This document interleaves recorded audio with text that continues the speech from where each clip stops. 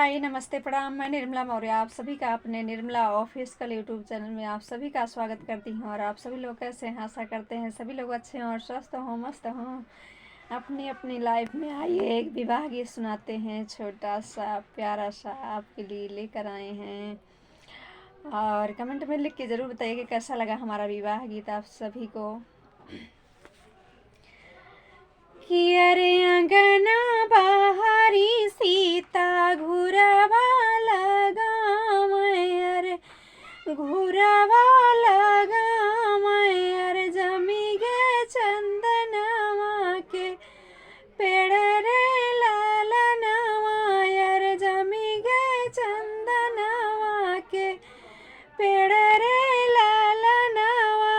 अरे चंदन के पेड़वा के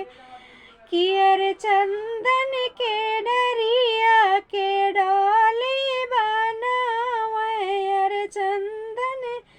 के डरिया के डाली बनावे, अरे चलो सीता हमारे ही देश रे लालनवा, अरे चलो सीता हमारे ही देश रे लालनवा, अरे कैसे के चली स्वामी तोहरे ही देशवा, अरे कैसे के चली स्वामी तोहरे ही देशवा, अरे पापा बिना रहलो ना जाई रे लालनवा, अरे पापा बिना रहलो ना जाई रे लालनवा, अरे पापा बिना रहलो ना जाई रे लालनवा, अरे अरे हमारे पापा के सीता पापा बोलायो, अरे हमारे ही पापा के सीता पापा बोलायो, अरे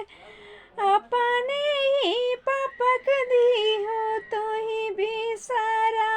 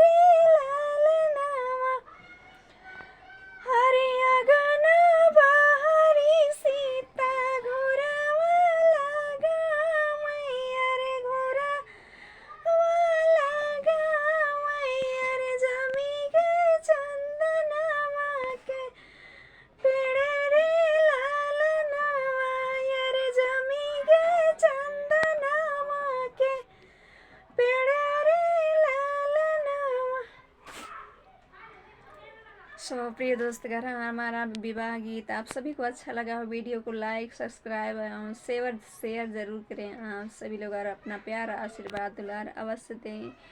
Nirmala YouTube channel Nirmala official को।